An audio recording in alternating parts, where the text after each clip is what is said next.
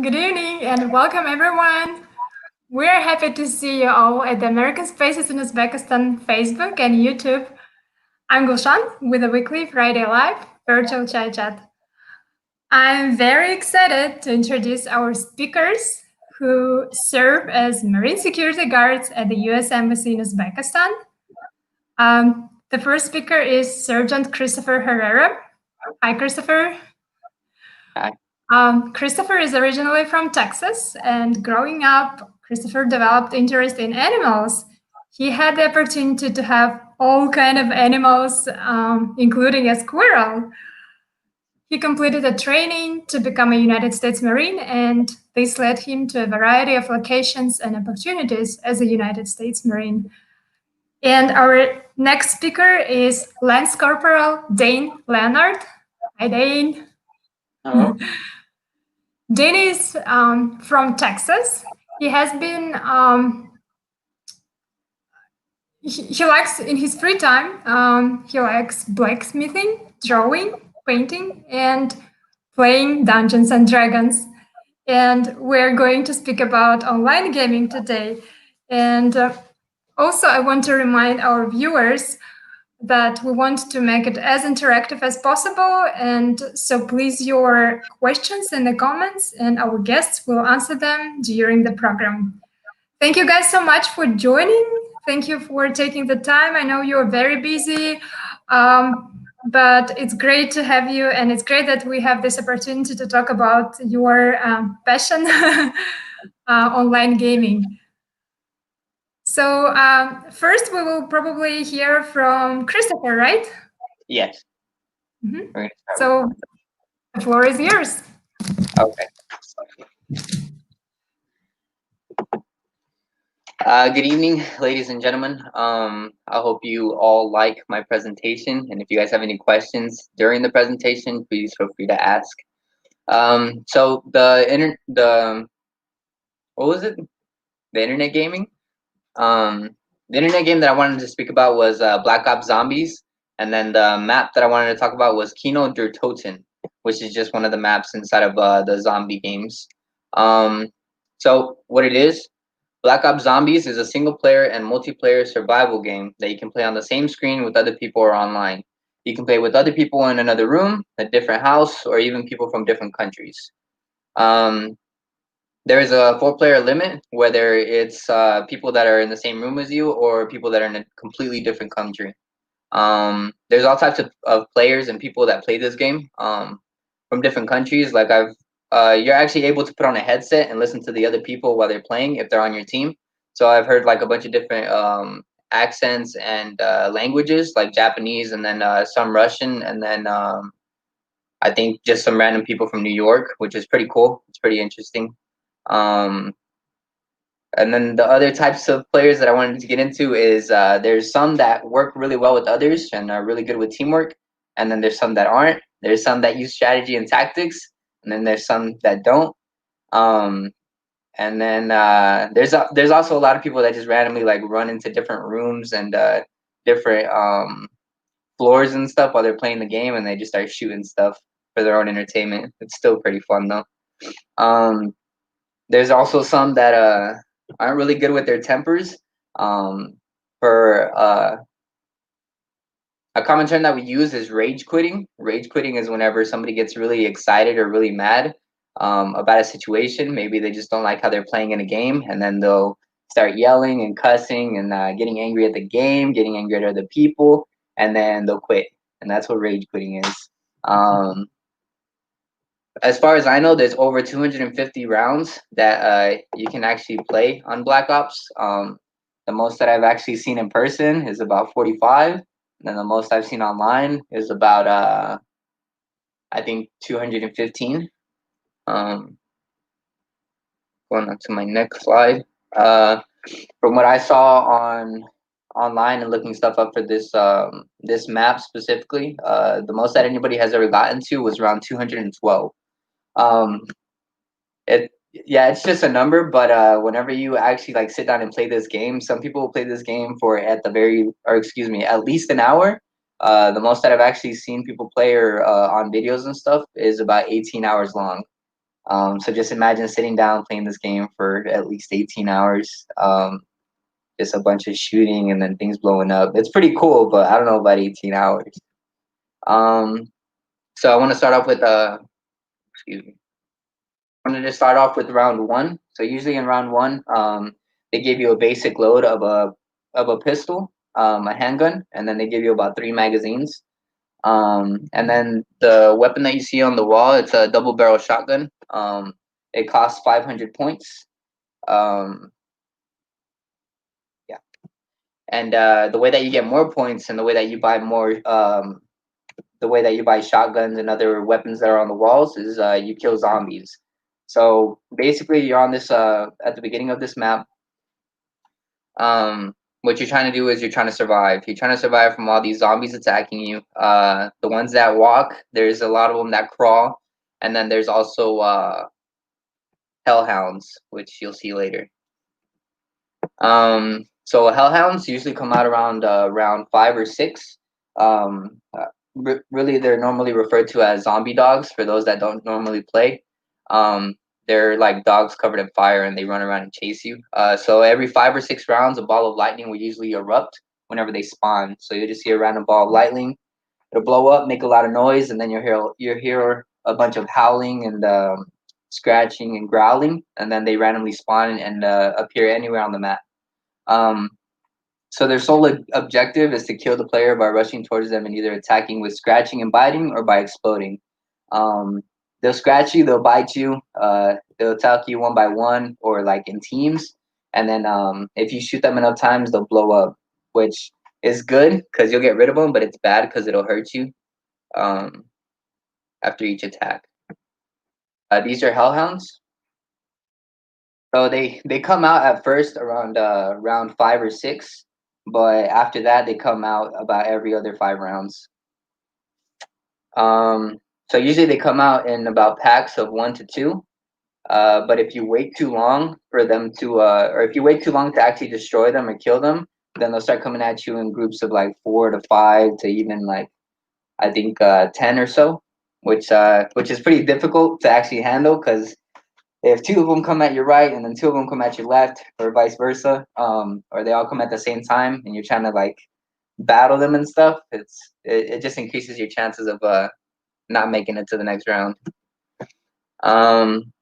So something important that you should know or you should be aware about whenever it comes to Black Ops Zombies or this map, Kino der Toten, I believe is how you say it, is a mystery box. I put mystery box and a little heart next to it because it's one of the most beautiful things that you can see inside of zombie maps because it helps you so much.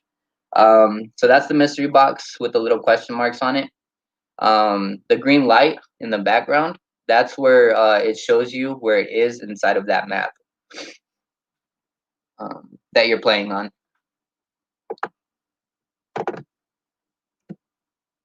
Some of the things that come out of the mystery box are, for one, the one that he's already holding in his hand is a crossbow. Whenever he shoots them, they can actually blow up, which is pretty cool and pretty useful whenever there's large crowds of zombies chasing you. And then we have the grenade launcher that literally just came out of the mystery box. It gives you the option to take it or leave it. If you have a better weapon in your hands, then you're probably just not going to touch the one that's already coming out of the box. Because if not, it'll replace it. And then there's this teddy bear. So this teddy bear is actually a really bad thing. So if the way it works is that it's pretty random. So there's no limited amount of times that you can actually use the mystery box before the bear comes out. But whenever it randomly does come out, you actually don't get to use it anymore. It stops working and then it goes to a completely different location. So right here where all these, where that green light is, there's a bunch of other bulbs around it. And that's the other places that the mystery box can go to. So once you get the teddy bear, it's going to disappear and then it's going to go to a completely different location. And then you have to fight all these zombies and dogs and make your way back, all the way back to wherever the next mystery box is. Which is cool, but it takes a long time, especially whenever you're running out of ammo. Another cool thing is monkey bomb. So, you know what a monkey bomb is? You want to explain it? So the monkey bomb, at least from my past knowledge from playing the game before, is basically a giant noisemaker that zombies will be attracted to. And as more you draw in more zombies and they are attracted to it, eventually over a set amount of time, it will explode into a huge explosion. So this is like one of the better ones I like to use because it takes out big groups so fast. My little snippet. Thank you. But yeah, that's what a monkey bomb is. Yeah. And then what it does is the little things in its hand, it starts clapping them. Do you know what they're called? Symbols. So basically, like the metal plates that it has in its hands, it starts clapping them together and then making a lot of noise, like Lance Corporal Leonard said. So as you go throughout the levels, the zombie amount starts to increase. So as you see here, there's like about a crowd of like more than 10, and then some of them crawling on the floor. And as you go through the rounds, it's only more and more, and then they get faster and they get stronger, and then you need stronger weapons. You need more ammo. You need more monkey bombs. And for example, here it looks like level 76. If you see that row right under the stairs, that's like who knows how many, especially at that round, that could be over 100 zombies chasing them around the map. And then if you look to the bottom right of the screen where the points are at, you see he has about 33,500 and something. In comparison to the beginning when you had 0 points, just imagine how many zombies that he had to fight and how many hellhounds he had to kill in order to get those points. A lot. So as we go through the rounds, obviously the zombies get harder. You need better weapons, and one of the other great things that you can use inside of Black Ops Zombies is the Pack-a-Punch. What the Pack-a-Punch does is once you grab a weapon and then you stick it inside of the Pack-a-Punch, it upgrades it. And by the way that it upgrades it is that it could give you more ammo. It could give you different attachments, like maybe a scope, or it could increase the power of the weapon, as well as the rounds. The rounds will either like increase in power, and then some of them will turn into lasers, basically, which is pretty awesome. And then if you look to the bottom right again, it shows you like the different type of grenades and stuff that he has. So on the bottom right, next to the tab key for remote control, it's claymores. And then to the bottom left of it is going to be the monkey bombs and then regular grenades. And then as soon as you get it out of the Pack-a-Punch, this is the type of upgrade that it gives you. In this one, it just kind of looks cool. But in the game, it's extremely helpful because it gets a lot more powerful. And you can use it on a lot more things, especially big crowds. Very useful. And this is another upgrade. Yeah, just a lot more power, different color, different, just a different type. And I think that's really it. I kind of sped through it, even though it's supposed to take longer than this.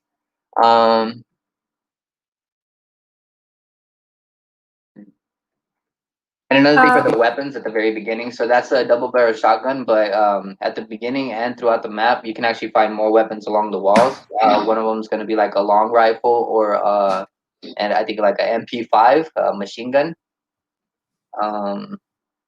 And then this hole right here, you can actually rebuild it. You rebuild it throughout the match if you want to stay in the same area, or you can run away and then just leave it open and then let the zombies chase after you through there. Chris, there is a question. Okay, what's the question? It's a question from Akmal John, and he's asking, "Hi, Chris, can you recommend what is the most comfortable gun for playing in this game?" Oh, that's a really good question. What I like to use is one of my favorites anyway. So this pistol right here, after you actually go to the Pack-a-Punch and you upgrade it, it does dual wield, which means that it holds 2 pistols in the same hand, and then it starts shooting bombs out of it. I recommend it for entertainment and then taking out large crowds. But that's really more for entertainment. One that I recommend for you tactics wise is automatic machine gun like this one right here. It's medium range, So if they get close, you can take them out pretty fast. If they're a little bit far, you can take them out pretty fast, and then it reloads pretty fast too. So it's very effective. So a medium range machine gun, and this is one of them. Yeah. Does that answer the question? I hope so. We have one more question from Svetlana, and she's saying, "Hello. My Hi. question is, how much do the violent internet games affect negatively the behavior of young people, and how much are the game addicts prone to committing violent actions? Do you know anything about that?" So from my standpoint, I think it just depends on the person. Depending on who you were raised and your morals, and then maybe your parents and your friends and your family, it will also play a big effect. So in a sense, you're able to control how much it affects the way that you live your life and the way that you think about things like violently. But also along with your family and the friends that you hang out with, it's going to affect it even more. So it could be positive or negative. Because basically they encourage either the things that are in here, or they encourage the things that you shouldn't be doing that are in this game, if that makes sense. But that's the only standpoint I really have. Okay, thank you. Question from Abdurrahman. Can you give us information about any other games that are not horror games? Yes. Is there anything specific, like do they like shooting games? Let's keep it and let Abdurrahman answer this question, and we can go back to this question later. Okay. Abdurrahman, if you could specify, then Chris will give you the answer. And of course, yeah, Dane, if you have something to add, you can. Yes, actually, join. on the question for what games recommended if they're like not horror games. Usually, what I play most of the time is fantasy role playing games. It's where like there's either like dragons or monsters you have to slay, or maybe wild adventures of like swords and magic. What I play most of the time is a game called Skyrim. I'm pretty sure most people are familiar with it. It's basically a free open world where you can delve into many different types of magic, collect many legendary weapons, and yeah, that's one of my favorites to play. That is a role playing fantasy game. Nice. Thank you. Another question from Svetlana. What about educational games for kids? Could you do you know any educational games for kids? Give me a second to think about it.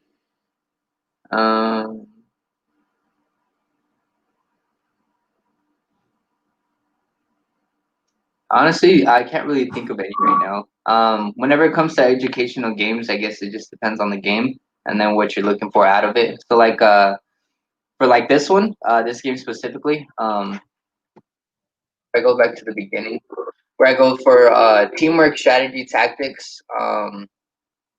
Well, teamwork, strategy, and tactics. I guess for older kids anyway. This is kind of a good game because it teaches you to communicate and to talk about things that are happening in the game, and then what would be more effective, what would be more useful in the long run or in the moment.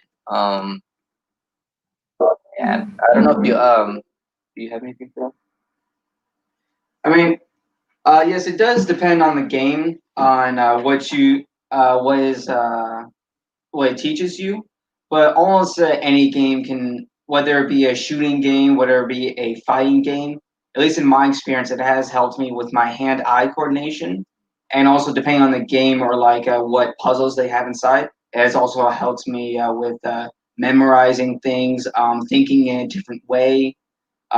So yeah, it really does depend sometime, but overall, I feel like games do help you with a lot more than what is said about them.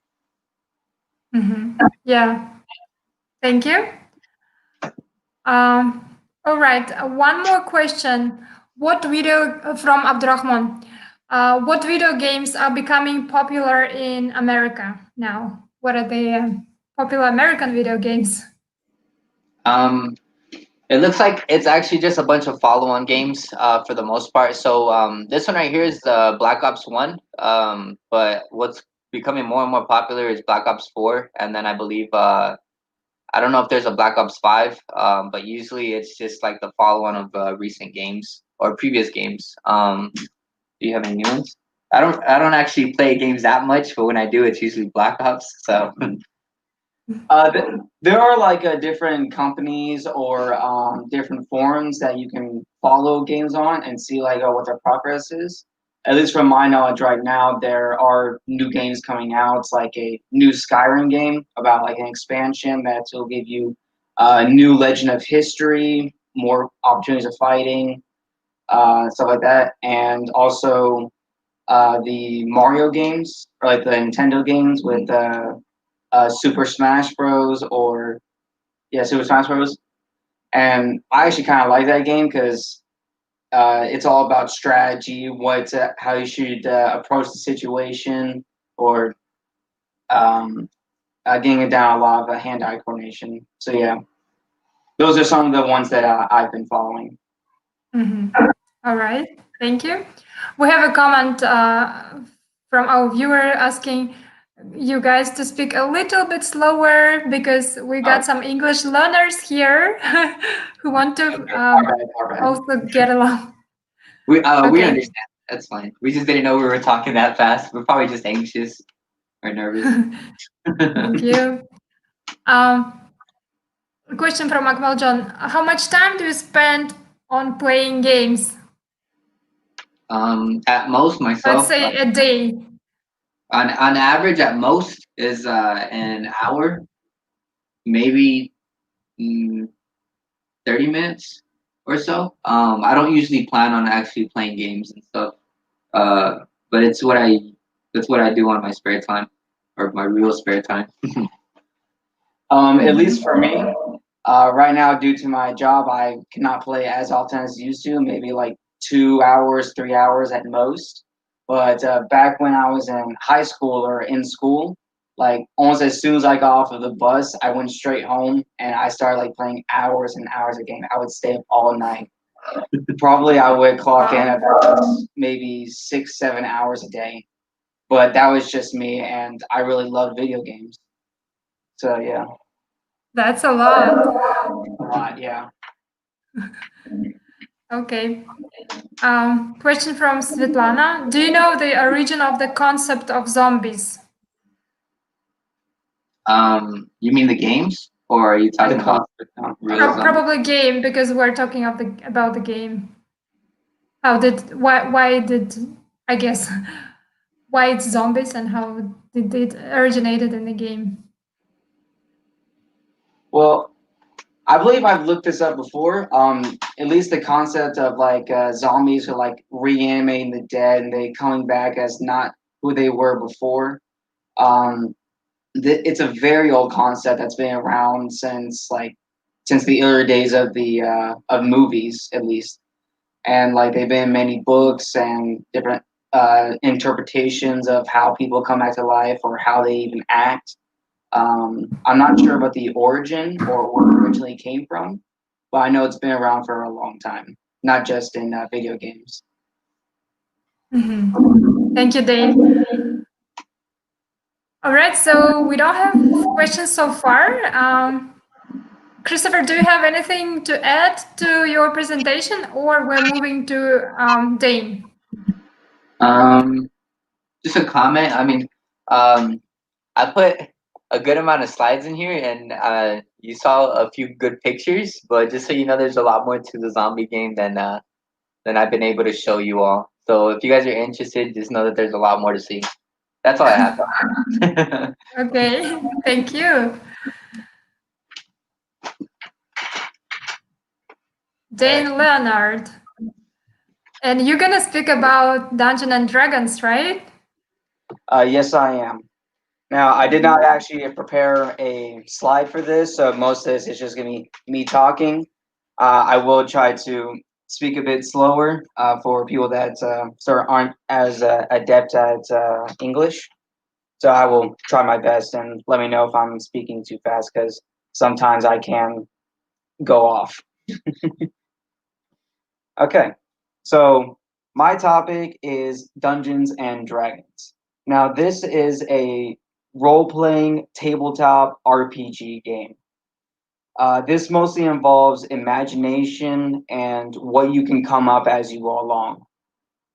That's one of the beauties of this that I find. So it's about one person called the DM, and he comes up with a world for you to enjoy. This is where like you come up with characters themselves. You come up with your own world. Um, you're basically imagining things in the way you want to envision. And then that is the dungeon master. That's what he is called. He's the storyteller. He tells you what you're fighting, what you see, or anything like that. And now the people that you are dungeon mastering for are called the players. And so these are your role players, your adventurers, your people that want to explore this world that you made from scratch. And so usually this starts off with anyone meeting in a tavern or just starting a new adventure. This can begin however you want. Now, one common thing that I like to do for my characters whenever I am the dungeon master, I always begin them off where like they're riding in a carriage or they just met up at a bar. And this is usually the hook of the storyline, where like you would get your characters to interact, how they would play the game, or how would they go about it. Now, there's a lot of different mechanics to this game. It gets very complicated if you just dive into it as a new person. Usually, something I like to explain first that most people enjoy is the character building whenever you first start the game. Now, this isn't like a standard game where you just click on something and it will just add up everything for you. For this is where you just basically get a small piece of paper called a character sheet. And if I lose anybody, don't worry, this is a little complicated. So first, when making your character, you have two things to mainly worry about: is what race you are and what class you are.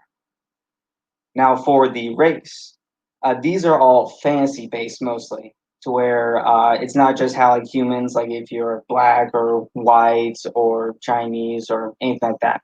This goes more in depth, to where you can either be a elf, you can be a halfling, you can be a dragon, you can be all these different creatures. I've actually sometimes become a robot or maybe even a human turtle. Those are some of the favorite things that I like to become. And there's there's a lot of different races that you can pick from. Some of the standard ones are the tiefling, the human, the orc, goblin, and many more that I just can't name off the top of my head at the moment. And then after you have picked what race you want to be, how you appear, like in your mannerisms, next you're going to be picking your class. And this is basically in the game to where how you're going to be fighting. Are you a spellcaster or are you just a straight up fighter? There are roughly 16, about 16 different classes. No, wait. There are 13 classes. And some of the classes that have to do with fighting with swords or like using a shield, being a tank for your allies. Sometimes you have the paladin, you have the rogue, ranger, barbarian. These are some of your close quarters combat people, to where they would do the big damage up front and on the front lines. And then you have some of your spellcasters, which these are people that can shoot lightning out of their hands, or they cast a magical entity to come help them fight. This usually includes the wizard, the sorcerer, bard. These are some of the spellcasters. Of course, there's also like leveling up, and but we'll get a little bit into that a little later. So you have gotten your race you have gotten your class. And now you are going to be picking your points on your character sheet uh, on how your character will act. How strong is he? Can he dodge really good? Is he smart? Is he dumb? This is where you get to really develop the personality of your character. Do you want them to be exactly how you act in real life? Or would you want to be someone completely different, someone daring, someone out for adventure? Or you want to be the stuck in a little corner, or do you want to be someone who's ambitious or intentionally mean? These are some of the ways that you can, as much as role play your character. Everyone following so far? Hope I haven't lost anybody yet. So after you have gotten your personality of your character, how you want to play, this is where you would begin your adventure. Now, I'm going to give a little snippet on my DM experience. This is usually how I begin a new campaign or a new story. So I would just introduce my characters, and then I would then just let them off to do their own thing.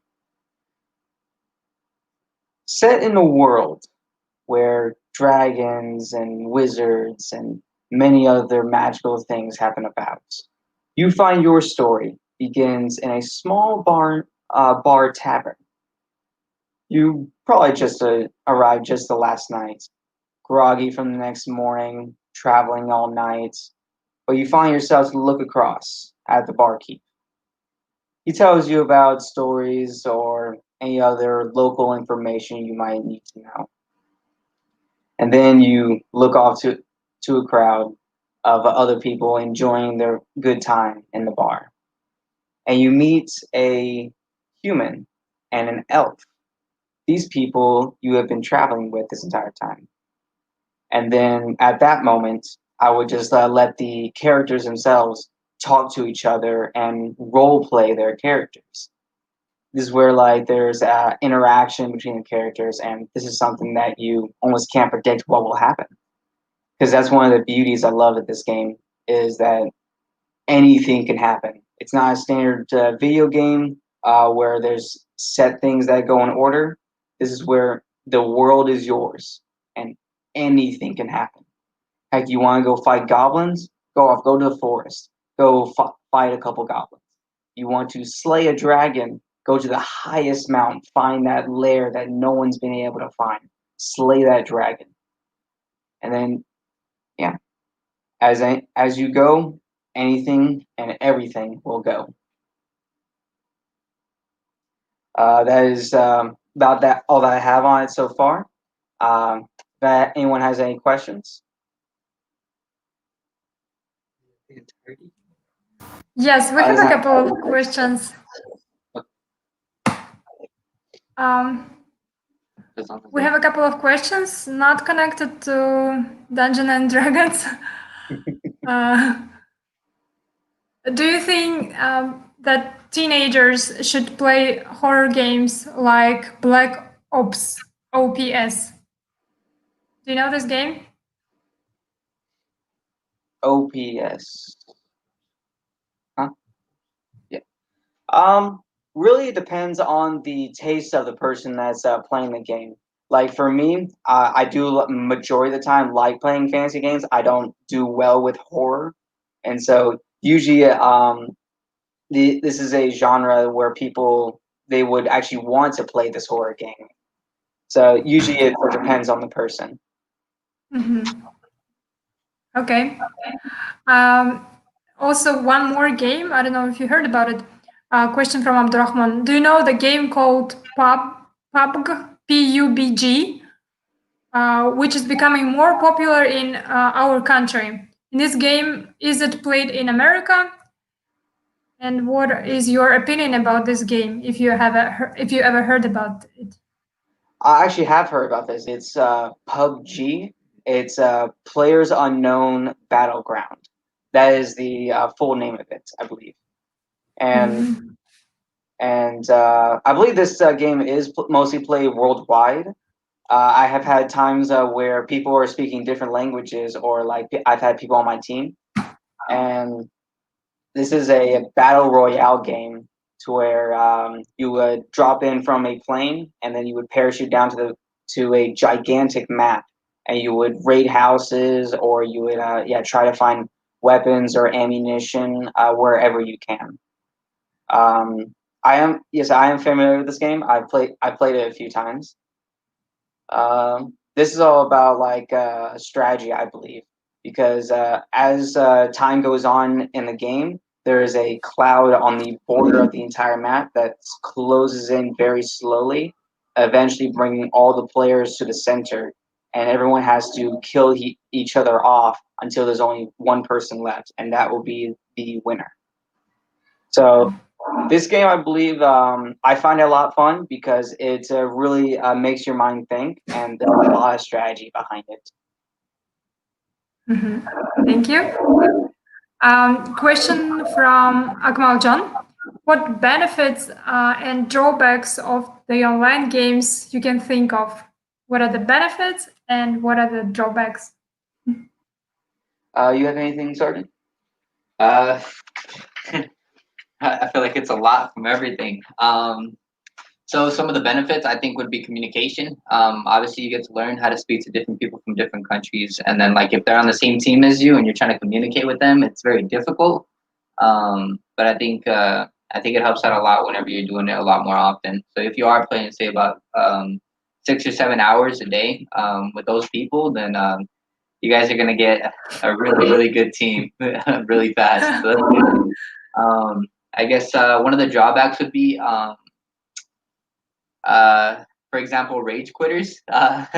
Maybe I guess if you have a lot of rage quitters, or if you run into a lot of rage quitters on some of your games, people that kind of get mad about the way they play their game, and then I think that would negatively affect the other people that aren't really around that kind of stuff. But yeah, those are just two things that I thought of just now.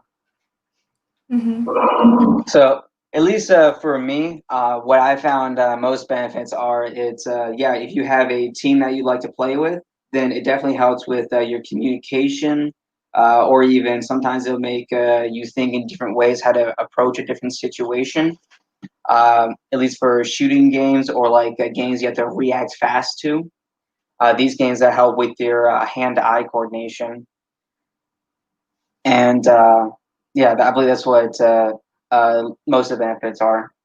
And I believe one drawback I found myself, if you are playing for like hours and hours and like staying in your room staring at a screen, sometimes it can be bad for your eyes. But that's I haven't had a lot of drawbacks from gaming because I've been able to regulate it well with my social life. I believe that's it for me. Thank you. So Abdurrahman is asking, what are the names of the games that you like most to play and that you usually play in your free time? Please name top 3 games. Top 3. I can definitely do this. So most of the games that I play are fantasy. One game that I still play to this day is Elder Scrolls Skyrim 5 or 4. Elder Scrolls. And this is a open world game to where you can collect different armor, different weapons, and learn different magic. That is my number 1 game that I like to play. My second game is called Borderlands. Right now there's 3 of them out: Borderlands 1, 2, and 3. Right now I like playing the second one, and this is where like you're on a different planet and you can collect a variety of different guns, and they all have different effects or like different strengths. You're just fighting bandits on different planets and trying to collect special items to get to a vault to fight a huge big bad boss. And what I also like about this game is that it has a lot of comedy. Like it makes you laugh a lot. That's what I like. And then Nice. my third game is actually Grand Theft Auto Online. And even though this game is kind of rated R, it's not mainly for kids. This game is about like robbing a bank or yeah, it's about robbing a bank or killing people. This is where a game where you're actually a bad guy. And what I actually like about this game, due to its amounts of violence, and you're actually able to like do bad things on purpose. This actually helps like some people with their anger management issues. Like for me, in high school, I will admit I was bullied a little bit, and I did have a bit of anger issues. And I believe this game actually helped me out get out that anger. So it's that's one of the benefits I like of most of some shooting games or violence games, because it actually helps me get rid of that anger to where I don't take it out on anybody else. So that's my number three. All right. Thank you. Chris, does Chris wants to add something at his top 3 games? So if I had to give any, just because I don't really play games that much, I would say I like, is it Resident Evil 4? Resident Evil. Yeah. Resident Evil. It's also a zombie game, but it takes you a lot more. I guess it takes you a lot longer to actually complete the game, and then it's mainly about zombies and actually like finding people and finding different weapons and stuff like that, which is pretty cool. It's a lot more of an adventure. So I would put that as my third. My second, I would say Modern Warfare. I like the controls of it, and then I like the variety of weapons, and then the different tactics that you can use to actually like plan things out with your team and stuff, which is pretty fun, especially if it's online. That's pretty fun. And then right now, the only thing that I play is Call of Duty Mobile, which is just Call of Duty where you play like war games and stuff with a small team, and you're able to talk to them and stuff, so it makes it even more fun. But you get to play it on your phone, and I think that's the best part because it's so convenient. You just switch an application, and then that's it. That's it. Don't go too far away, Chris. We have questions for both of you. There is a question from Rich Evans. Where did you guys serve? Oh, Can is you it name not? us countries where you have been? Okay. I've been to. I mean, my first duty station. I think that counts as something, right? My first duty station was in California, San Diego. That was my boot camp, and then after that, I went to Okinawa, Japan, and then after that, I went to Paris Island for about a year, and then after that, it was mostly training. So like, I got to go to some other countries like Quantico and I think just Quantico actually. After that, but yeah, that's pretty much the only place that I've been to besides here. And this is my first post, so I haven't really gotten a chance to travel as an MSG yet. Nice. So for me, I am roughly a new Marine. I haven't been to a lot of places yet, but I have been to a few places back in the States, back in the U.S., to where I went to boot camp to San Diego, California, and Oh, also, he did do one thing different than I guess most of the Marines normally do, which is for me it was MCT, which was just Marine Corps training, but for you guys it was what, ITB? yes, Yeah, you can. yes. First, I went in to what's called ITB, or infantry training battalion, and this is just where I would first learn all of my things on how to be an infantryman or a standard Marine. After that, I went to Quantico, Virginia, to where I did even more training for the job that I have right now as an MSG.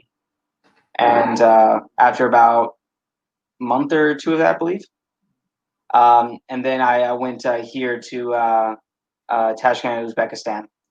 This is actually my first place that I've been to out of country, And so I'm actually really enjoying it a lot. I've had a few chances to go about and do some grocery shopping. I really like it here.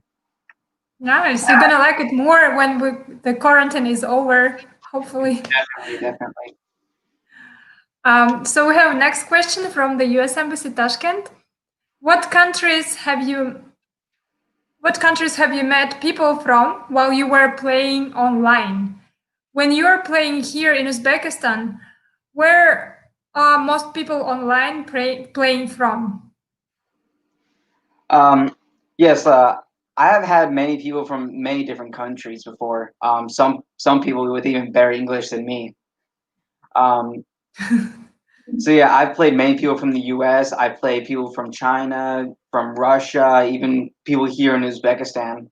Um, yeah, pretty much like anyone, anywhere that has like an internet connection, you can meet anybody. I've actually met some other Marines online before. Whenever I've introduced myself or we played together, I've met people of many different cultures with many different backgrounds. So it's definitely a good opportunity if you want like listen to new people or just prod at who you can see. Interesting. So it's not just the US, it's all around the world. Yes. So some of my favorite people actually are people that aren't from the U.S. So, because I like to wonder how they would think or how they would approach a situation. So I always loved meeting new people from many different places. I always felt like I was more connected with the rest of the world. Interesting. Chris, do you want to add something? I mean, basically the same as Landscape Leonard. I think at the beginning of actually playing video games online, I met mostly or ran into mostly people that were from Japan. I guess because of their hours, they were basically on all the time. I don't know how that works, but that's what I saw, at least for Black Ops. Now, being here in Uzbekistan, I actually see a lot of Russian gamers, and then I think that's mainly it for Call of Duty. It's pretty cool. And then I think that's it. That's it. Yeah. All right. So we have a question from Dani Yam. She's asking, have you ever participated in gaming tournaments? Ooh, gaming tournaments. I have not. Usually, gaming tournaments is something that a lot of gamers like work up towards. At least depending on what game you play. One popular game that I follow is Rainbow Six Siege, and this is it's just a shooting game to where you're trying to defend a house or you're trying to rescue a hostage, or as some of the examples. But usually, some people train for years to even get to that place. Uh, I usually just play the games for fun. I usually don't do it for competition. Mm-hmm. If, All right. Yeah, really the same. Play for fun, not really competition. Well, actually, to an extent. So I usually play for fun, right? But usually I get really competitive when people start beating me or they like get too much of a higher score than me. Because then I don't think I'm good enough to like actually beat them. So I have to like keep playing. Um, but for competitions, I think they're having a summer competition right now for Call of Duty Mobile, which is pretty cool because I don't have to play that much. I have to play like 10 games, and then I have to be able to win like 8 of those games in order to be part of the competition. So I actually have time to do it. So yeah, it's pretty cool. That's the only competition I've been in though for gaming. Mm-hmm. All right. A question from Abdurrahman. What can you say about the future of online games? What type of games will be more popular in the nearest future? Um, that actually really depends. That's a bit of a broad spectrum. Usually, the popularity of games always depend on the consumers, which is the people that buy the game or the people that enjoy the game. Usually, fighting games or even shooting games I find the more often than not are more popular, or even sports games like football or soccer or American football. Yeah, I'd say that really depends year by year. But as for online gaming, I feel that it's expanding even more and more. There's still people that want to get out there and meet new people and experience things that sometimes that gaming only provides.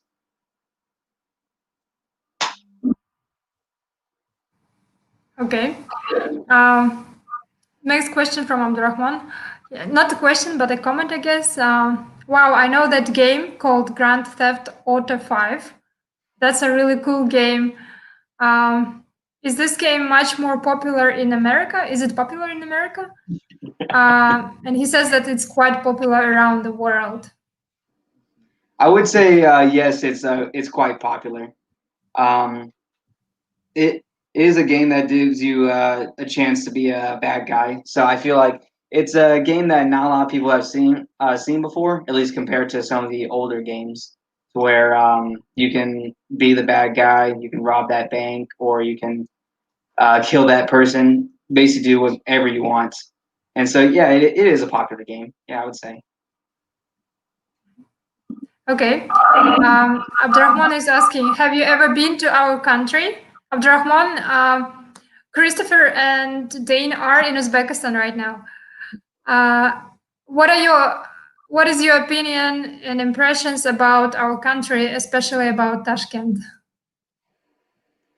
At least right now, with it being summer, I actually find it like really nice because I've only ever known maybe my hometown when I was back in the United States, and so I'm actually really enjoying it. It's like to me, I find it really beautiful. All the different buildings and like architecture, and even some of the surrounding areas. Like I've really enjoyed it here. On that note, so yeah, one of the reasons that I joined the Marine Corps was actually just for some change. I grew up in Plainview, Texas, and it's a small, dry town. You don't really see a lot of people, even though um, it's so tiny. But coming here, what I really enjoy is, for one, the sun. That it's so hot throughout the year. I sweat a lot. Don't get me wrong, and it's a little uncomfortable sometimes. But I really appreciate the heat a lot.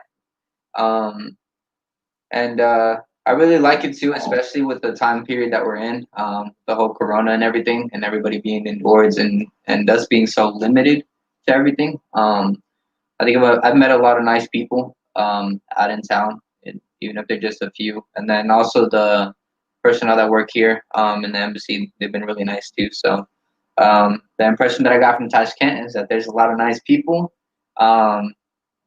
Try your best not to cross the street or even be around the street during working hours. And their food is really good. That's really what I'm most excited for, is the food. It's a random comment. That's all I have. All right. Thank you. A question from Chipman. What have you learned about yourself being in the military?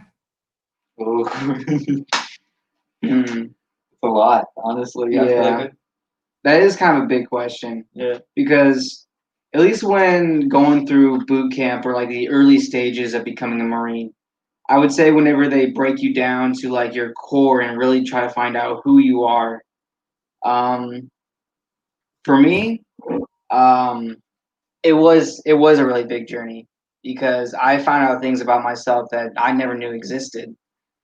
To where I'm a little more of a selfish person, but I do like to take care of my fellow person. Um, and so, yeah, the Marine Corps it really teaches you like on who you are, what you want, what you actually want to become as an actual person, your personality.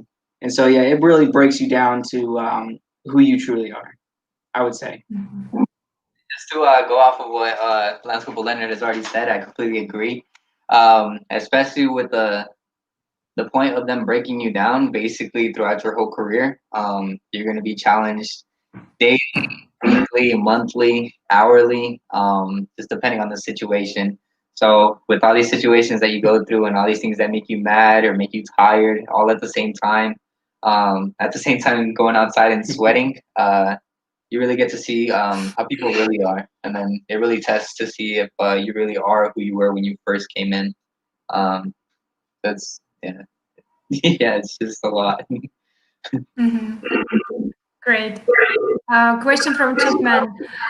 What are some misconceptions people may have about the U.S. Marines that you would like to correct? That's a good one. If you want that one, Sergeant. Oh, that's a lot. So, whenever I first got into the Marine Corps, I went to Oki, and in Okinawa, Japan, there was already a lot of issues, not only with Marines but with military personnel in general. So it gave us a bad name. Because it gave us a bad name, it gave us a lot of restrictions. For example, they used to limit the amount of time that we could actually be out. We had curfews basically every day. We couldn't go to certain areas, and on base, we couldn't do a lot of things, and we were very, very limited to drinking, because not only was it frowned upon depending on your rank and stuff, but also because a lot of accidents would happen, which actually made it worse. Like them giving us curfews and then telling us what not to do and just adding on to it after. Yeah, it's just a lot for that part. But we're not all the same, for one. We all have different personalities and different morals, and I think that's really the biggest thing that everybody should take into consideration instead of saying, yeah, they're all bloodthirsty, they're all killers, they're all mean, or they all don't care about all the other branches or people. Because I mean, in reality, if you look at the Marine Corps and then you look at us too, and you look at the things that we like or don't like, I mean, we're just completely different. Just depends on who you're talking to and what you see. So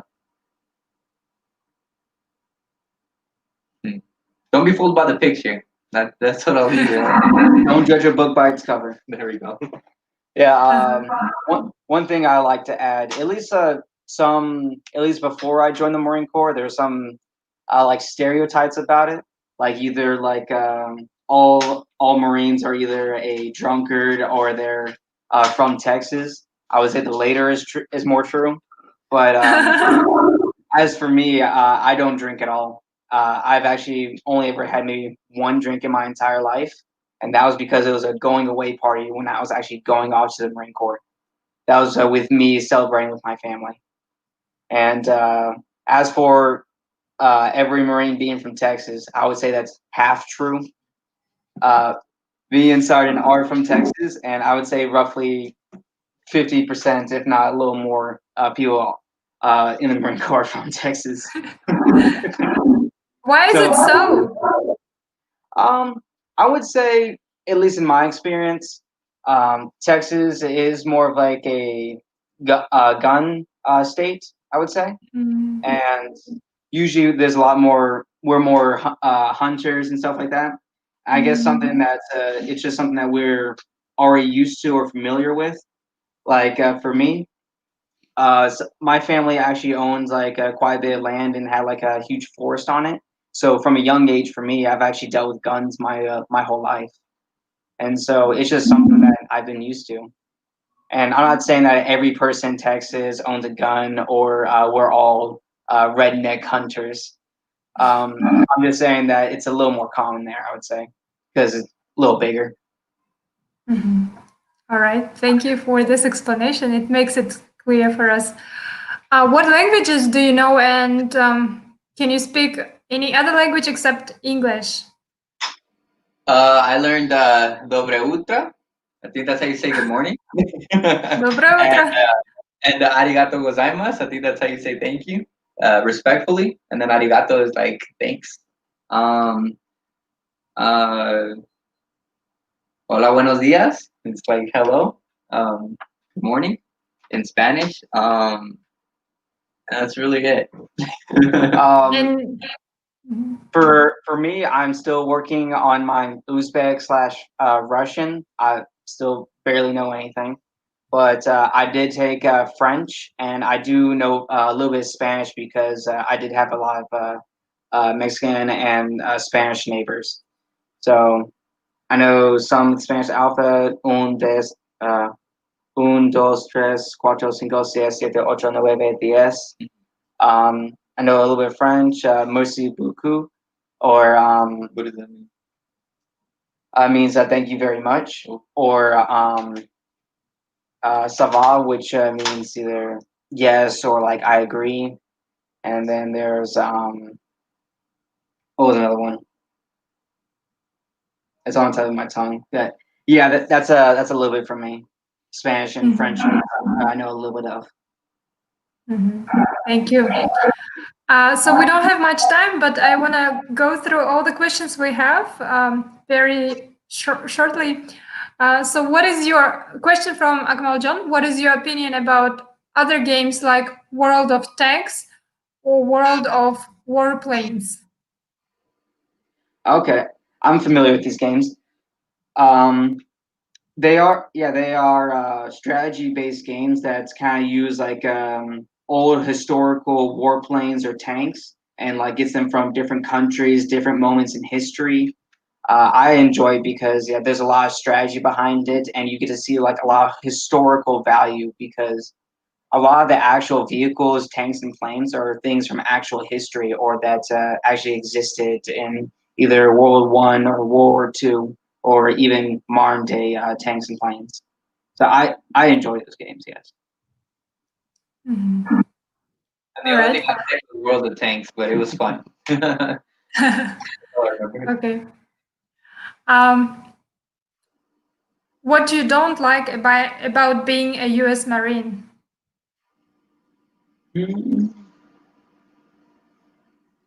I mean, being yelled at isn't great. Sometimes in the chain of command, whenever a higher ranking person is trying to get a task done and they like delegate it to the lower rank people, if just one person gets it wrong, sometimes everyone can be punished, and that's called like mass punishment. And Wow. usually that's not a good time. Usually there's some form of like everyone is like a bunch of PT, or like there's a lecture everyone gets, but there's a limit to what they can do. Uh, like called what's it again? Harassment, hazing. Hazing is something that they're not allowed to do, which is excessive or unusual punishments. Um, yeah, so getting yelled at by a higher up doesn't always feel good. As for other bad things, I would say, I mean, I joined the Marine Corps. I know what I was getting myself into, and so most of the stuff that's just kind of day-to-day stuff I kind of enjoy. Whether it be just getting work done or learning new things here and there about my job. I really enjoyed it. Thank you. Have anything, Sergeant? No? You like everything? I appreciate everything. I don't really like everything, but I appreciate all the bad things that it's taught me. One thing that I don't enjoy that much is going to be, I guess, the planning. A lot of the times we don't really know what's happening, or when we're actually going to get to leave country or go to another state or another duty station. That part's a little annoying sometimes because it ruins a lot of plans, especially for training. But that's really it. Question from Chipman. I'm not sure if you can say, but are you a fans of Trump? No, we can't say. Yeah. We can't say anything about that. No Okay. politics. Yeah, there we go. What are the requirements to be a U.S. Marine? We can talk about the initial. The initial, I would, you would usually try to find a recruiter first, I would say, and usually these are people that tell you the basic requirements of joining, or like what you need to get done. Usually, there's a lot of paperwork involved, but usually they take care of that. And what you're mainly worried about is like getting your physical fitness up. I joined like coming right out of high school, so literally almost my entire high school life I've worked out myself, and I've also like researched my own things, learned things that my recruiters didn't teach me, and I've also worked on physical build a lot. Even though I'm still kind of scrawny, I can hold my own. Mm-hmm. Okay. Is it hard to be in the military in America or to serve in America? And what are the difficulties? Yeah. Is it hard to you? So that's a kind of a broad question because everybody has a different job in the Marine Corps. Some people will work, for example, some people will work at night most of their time in their career, and then some people work in the day. Some people will work 16 to 18 hours out of their 24 hours of the day, just depending on your job. For me, whenever I got to Oki, or excuse me, so we don't only work in the U.S. So I'm pretty sure you guys knew that. But whenever I worked in Oki, it was pretty busy. I think PT or physical training started at around 05, and then it ended around 07, which was about 2 hours long. And then our work day would be at the earliest on a regular day would be like 6 to 7:30 p.m. And then that wouldn't include field day, which we would have to go back to our barracks rooms after work and then like clean everything. So it just really depends on where you go, your unit, your job, who your leadership is. If you have a bad leadership or very strict leadership, usually that just means you're going to stay longer for a bunch of unnecessary reasons.